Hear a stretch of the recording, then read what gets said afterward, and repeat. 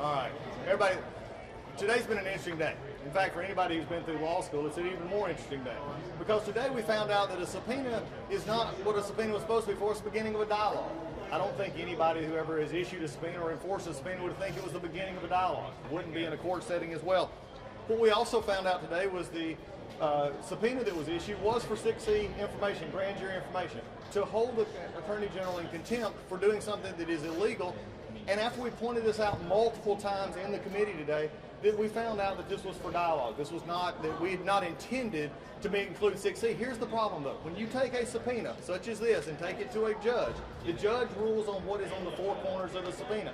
And in this subpoena, there is no exceptions. It says we want the unredacted full report, not excluding 6C, not excluding anything else we want. This is what they actually would take to court. When you do that, then you undermine your own case, and when you don't even really seem to realize that in the hearing today, that's another problem that we're looking at. And the interesting thing is also we found out that a subpoena is issued to have clout in court. I think the question we have here today, and I heard the chairman just a moment ago say we're in a constitutional crisis. The constitutional crisis is a committee that is asking from the Attorney General things that he cannot give. The constitutional crisis is a committee asking to not only write the law, but enforce the law. When you understand what's going on here, then we begin to see that the problem exists is that, one, they're asking the Attorney General for something that he can't give. They're cutting off debate and even accommodation process, which is what contempt is for, when you reach an impasse. How, after so few days, do you reach an impasse with a Department of Justice who was here as late as last night saying, we'll give you some and let's have the conversation again next week?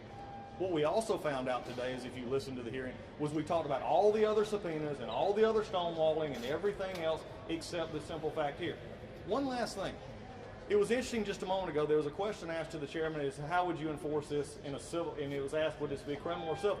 He said it's civil, except for one interesting part. In the actual report we did today, 2 USC 192 and 194 are criminal citations.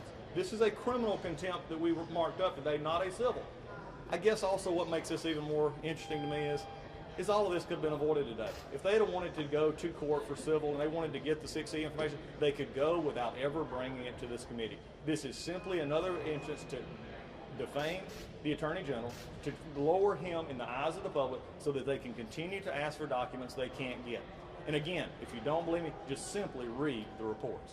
With that, I'll answer the question. Mr. Collins, that said, though, to your point, though, isn't it up to the full House, though, and the Democratic leadership as to how they tailor that, whether they want to do it as civil or criminal or all of the above or none of the above? They can tailor that. That's how it was handled with Lerner and Holt. What we were marked up today, though, is they could do that. The speaker could do that or work that out through the block. This is not what we marked up today. To simply say then we could go to civil, again, is what we've seen most of the day today, and that is conflating the ideas of what we're actually there for. When you find out that a subpoena is about dialogue, when you find out about a subpoena is a clout-building exercise, then it just throws into question why we're here. The real reason, and you even heard it just a few moments ago from the chairman, it's about every other thing they're mad at the president about.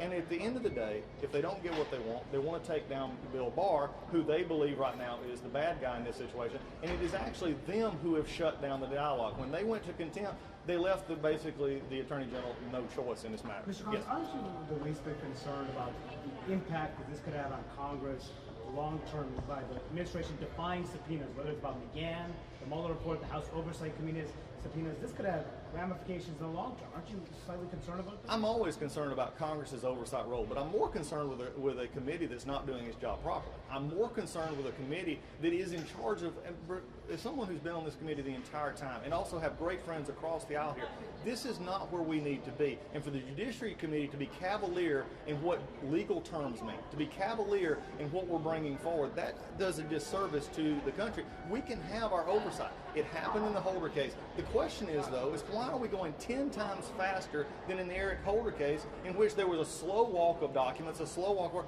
We're right now is on the first, at best, I'll give the chairman 2 months, but really we're under 20 days. This is not about oversight. This is about rushing. And if you don't believe me, believe my friend from Georgia, the member from Hank Johnson, who said today 2 things that I thought should be made very clear. Number one, he said that we've got to get the documents so we can impeach. If we don't have the documents, we can't impeach. And then the second thing he said, which was even more amazing to me, was we don't have 400 days to wait.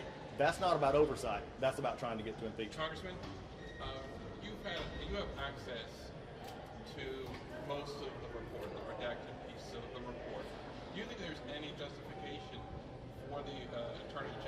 keep it from the rest of the members of at least the committees who are looking at this issue? Well, I think that is something that the Attorney General, in his discussions last night, opening it up to other staff on the committee itself, But opening it not up to other members. But again, what part of everything do we get when we begin a negotiation process? And someone who's been around here, as we've watched other committees go through this basically legislative dance, if you would, with the administration, is how do you get to it? And it doesn't get everything at the start, but we begin to make motion to make the accommodations happen. When the accommodations get cut off, we don't have the ability to go to that. And it's not to say, and when the Department of Justice even said last night, let's get these first accommodations out, and then we can see what else we need to do. Would you like to see the committee members have the full access that you've had to those documents? I think the concern is, and we have to go back to the Attorney General's original intent here, and also look at the regulations. That was another thing that was very concerning today, as you heard. We had, and it was even quoted from this podium just a few moments ago, the only applicable statutes were impeachment or special counsel. The Attorney General has not worked with the committee to find the 6 seats. The STAR report, independent counsel, which is no longer valid, and impeachment. Again, they want it to look like that. So this is an accommodation process under the special counsel law. Really what happens is the chairman just shut it down. Is the White House making your job more difficult by not being forthcoming? No, I think the White House is doing what I've seen in my time up here, and if you look back over the last 20 years, let's just say, under different administrations, both Republican and Democrat, there's always been a walk that is walked between the congressional branch and legislative oversight and the executive branch. Sometimes it's quicker, sometimes it's not. I believe right now, though, when you have a president who is upset and very frustrated in administration, when you have a report that comes out, they said there was no collusion. There was no collusion between him or any American. There was no charged obstruction. This is a president who had been told by members of our own committee that actually said, we have proof in plain sight of obstruction. We have proof of collusion. And when it all came tumbling down, the president's expressing what he should be, and that's the frustration with something that went so badly, and now the Democrats are just left with what can we get. And really, when they come out here and make statements that are not truthful about this process, that's a problem. Do you think the president should block people from testifying? He said that former White House counsel Don McGahn shouldn't testify. Is that appropriate?